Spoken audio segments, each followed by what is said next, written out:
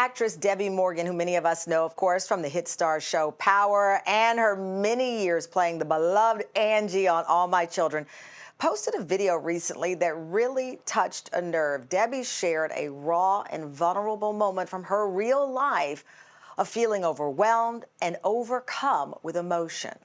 This is my first day out in about 12 days. I'm on my way to Whole Foods to get some important essentials that we need.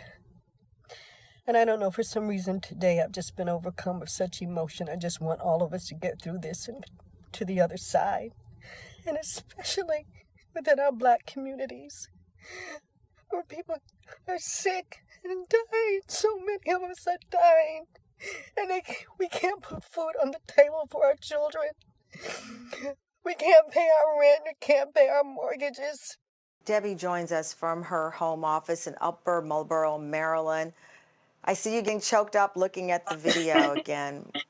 What do you feel, Debbi, when you see that? It kind of took me back to that day. I had pretty much been holding it, together. I would have my moments, but had things that kept me, pretty much distracted, and I was okay. And actually, I'm a Virgo, which is a nurturer, and I'm actually a real homebody. So for me, it was not so much about the fact that I couldn't go out and stay home. It was about going out.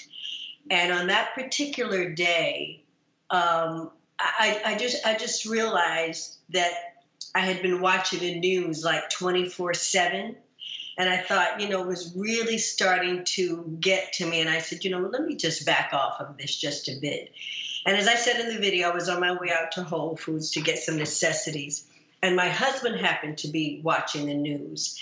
And I saw where they were reopening the state of Georgia. And in the city of Atlanta, I saw all of these people of color going into malls, no face mask, going into nail and hair salons. And we are getting this disease and dying at such an alarming rate. I said, what are these people doing?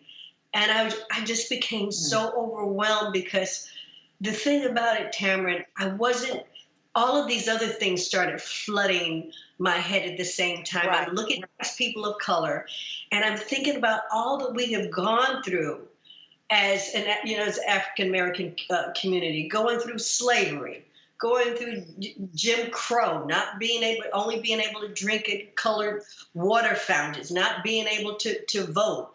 Now, mothers being afraid whenever their sons step out of the front door, they're going to come back, alive or shot down just because of the color of their skin. And all of these things started coming at me. And I thought, we as a people, I just felt exhausted and a sense of loss, feeling lost. And I just had a meltdown. Your medical history, which you've talked about, is that you suffered a childhood trauma. You have been diagnosed with PTSD. You add in this pandemic. What are you doing for self-care? Are you going to a therapist? Do you take medication? How do you function? For me, it's about finding and learning ways, as you said, to cope.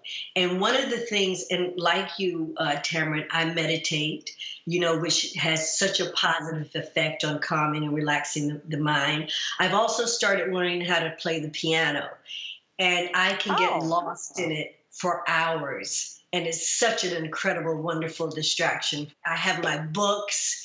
I have my piano. I meditate. I don't live in a large cosmopolitan city, so I can walk around, out in the street, get some fresh air.